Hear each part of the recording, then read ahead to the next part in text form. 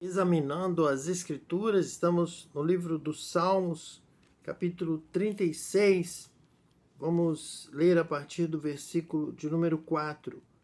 No seu leito maquina a perversidade, detém-se em caminho que não é bom, não se despega do mal.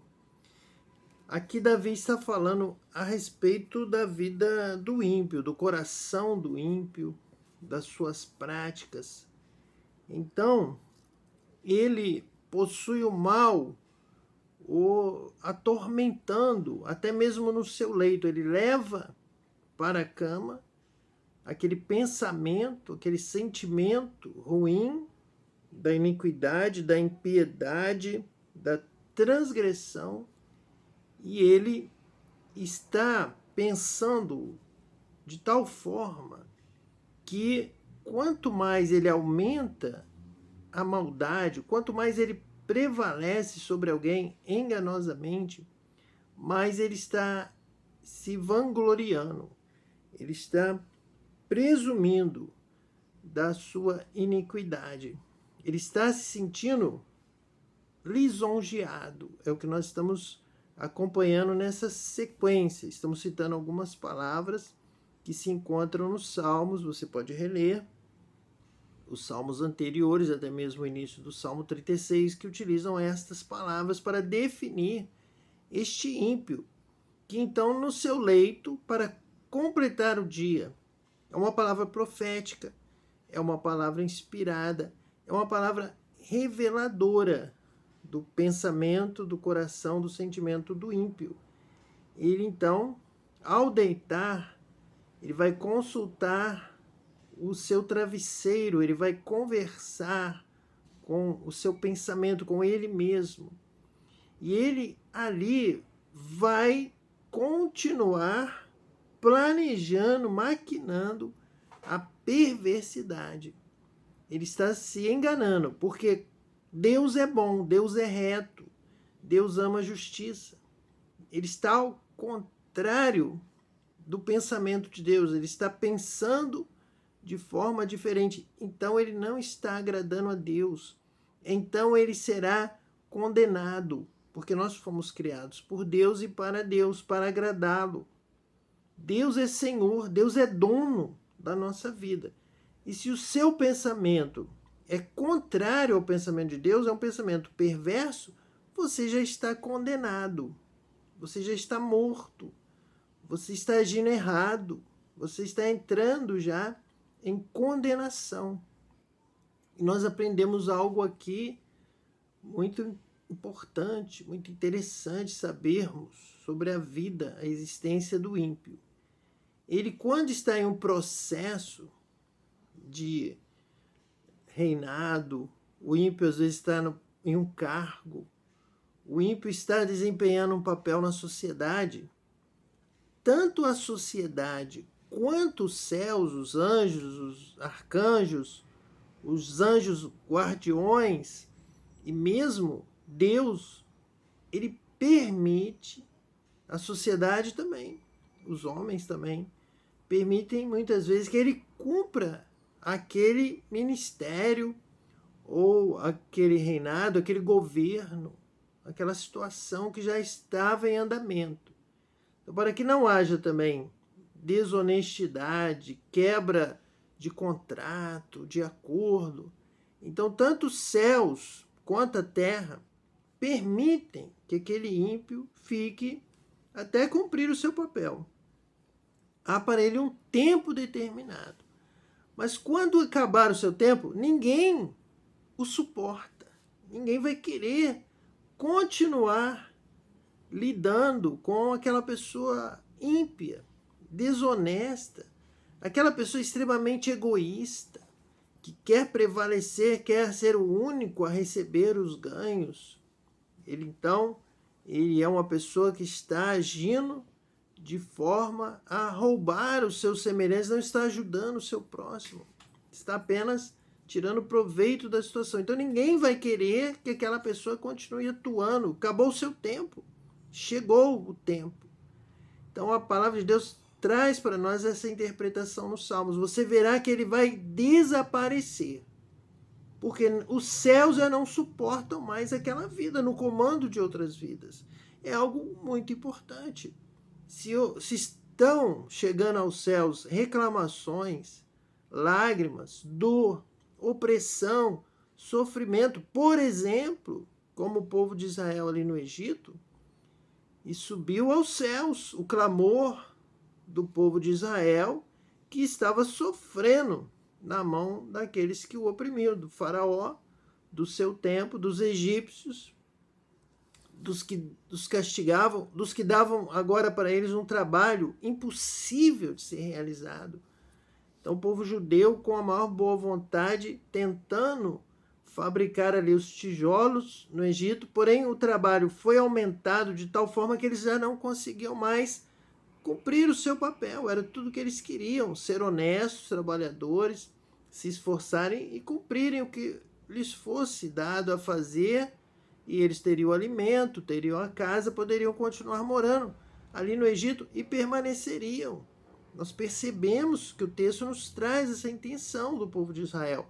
Porém, quando veio tal injustiça que eles já não conseguiam mais cumprir as tarefas e apanhavam, sofriam, e também sofriam com a consciência de querer fazer algo bem feito e não ter condição.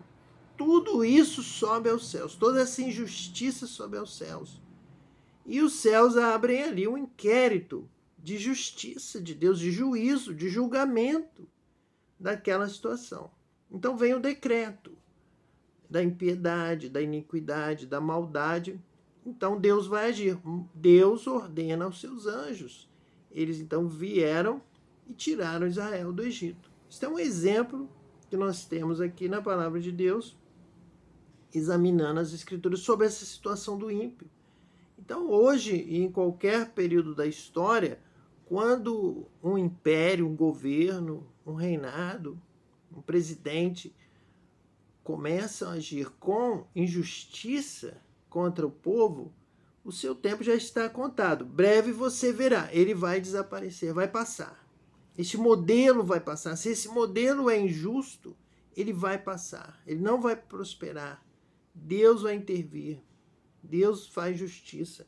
E é isso o que Davi traz para nós, que o Espírito Santo traz para nós na revelação em geral, em muitos dos salmos. Então nós precisamos conhecer a Deus, examinar as Escrituras para saber do que é que Deus se agrada. E é isso que você deve fazer. Se você for prudente, se você realmente quiser viver bem nessa terra, você tem que praticar aquilo que agrada a Deus. A justiça, o direito, o que é reto, amar o seu próximo, amar a Deus, dar a cada um o que lhe é devido, o que é direito. É o que nós temos em toda a Escritura nos apresentando isso. Conheça a Deus e viva de acordo com o que você conhece de Deus. E assim cumpra a sua vontade e você será abençoado nessa terra. Mas se você for perverso, mau, ímpio, e fizer aquilo que é mal aos olhos de Deus, se você fizer aquilo que desagrada a Deus, você será extirpado dessa terra, será cortado, como a árvore que não dá o seu fruto. O machado já está colocado à raiz das árvores.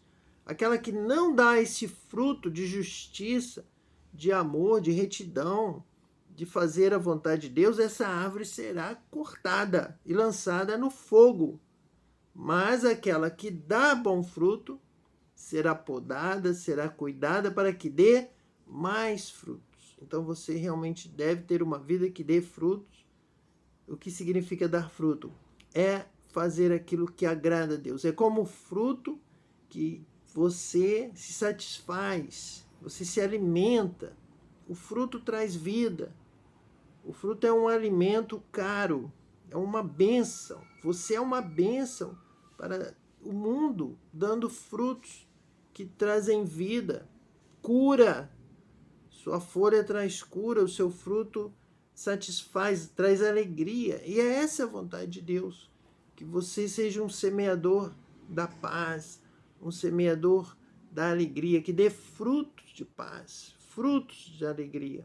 Seja uma árvore frondosa, plantada junto ao ribeiro das águas, que a seu tempo dá o seu fruto. Essa é a vontade de Deus para a sua vida. Versículo 5 diz assim: a tua benignidade, Senhor, chega até aos céus, até as nuvens a tua fidelidade. A tua justiça é como as montanhas de Deus, os teus juízos como um abismo profundo. Tu, Senhor, preservas os homens e os animais. Como é preciosa, ó Deus, a tua benignidade. Por isso, os filhos dos homens se acolhem à sombra das tuas asas. Fartam-se da abundância da tua casa, e na torrente das tuas delícias lhes dás de beber, pois em ti está o manancial da vida. Na tua luz vemos a luz. Contínua a tua benignidade aos que te conhecem, e a tua justiça aos retos de coração. Esse trecho é um trecho de revelação de Deus. Este é Deus. É assim que Deus é. É assim que Deus quer que nós sejamos. Deus quer que nós o conheçamos. E aqui está revelado as coisas de Deus. Então, quando você age dessa forma, você age como um filho de Deus. Você aprende de Deus, você conhece a Deus, vem o Espírito de Deus sobre a sua vida, você é batizado com o Espírito Santo e ele testifica com o seu espírito que você é filho de Deus. Então você também vai praticar estas coisas. Você vai saber que Deus é justiça, que Deus é juízo. A tua justiça é como as montanhas de Deus, os teus juízos como um abismo profundo. Justiça e juízo são a base do trono de Deus. Então, você vai passar o seu dia meditando nessa palavra e meditando até mesmo lá no seu leito a respeito de como você tem que viver para ter uma vida baseada em justiça e juízo. Essa é a base de Deus. E só vai continuar vivendo nesta terra. E só vão entrar nos céus, no novo céu, nova terra em que habita justiça, quem estiver de acordo com este princípio, quem aprender isso, quem viver dessa forma. Então nós estamos em um processo de seleção, de escolha, de acordo com as suas obras. Viva em justiça e juízo, viva em amor, viva em paz, e você estará sendo um dos escolhidos para os novos céus e a nova terra de Deus. Então essa terra agora é uma terra de aprendizado.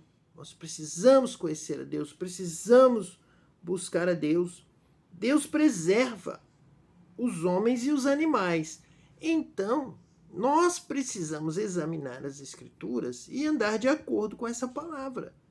Você ama, você preserva, você cuida do seu irmão, do seu próximo.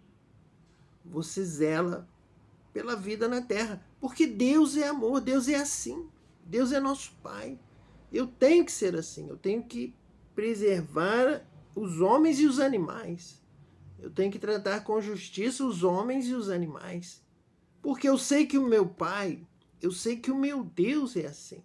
Eu preciso ler esta palavra como quem examina as Escrituras para viver as Escrituras, para conhecer e ter um fundamento, um princípio de vida. A minha vida é baseada no que eu conheço das Escrituras. Porque eu preciso agradar a Deus. Eu quero servir a Deus.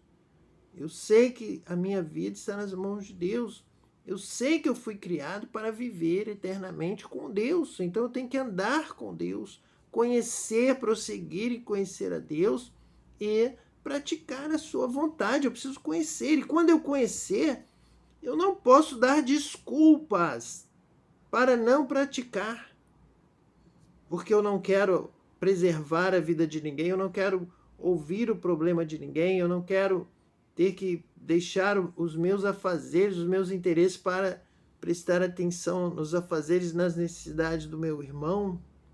Eu não posso ser assim, porque Deus cuida de nós, o nosso Deus não dorme, nosso Deus nos guarda. É isso que eu aprendo aqui nos Salmos, nos profetas. Então eu tenho que ser assim, porque eu quero viver eternamente com Deus, eu quero agradar a Deus, eu vivo para Deus, eu vivo para o louvor da glória de Deus, eu vivo para servir a Deus, em primeiro lugar. Então eu aprendo as Escrituras, eu conheço a Deus, eu sei agora que Deus é assim, e eu preciso entender que eu estou aprendendo, eu estou lendo aqui como que Deus é, para que eu possa andar neste caminho, praticar a obra, viver desta forma, dar frutos para Deus, ser um filho que agrada ao seu pai, que aprende com o pai, que observa o pai fazendo, lê, ouve, sabe, conhece, e vem o Espírito de Deus, confirma essa palavra e dá vida. Você passa a viver como um filho de Deus, na luz. Como é precioso a Deus a tua benignidade. Então, Deus é benigno, eu preciso aprender. Mais um pouco aqui. Deus é benigno. Ele quer que eu seja assim. Se meu pai é assim, que bênção ler esta palavra, que alegria no meu coração, no nosso coração.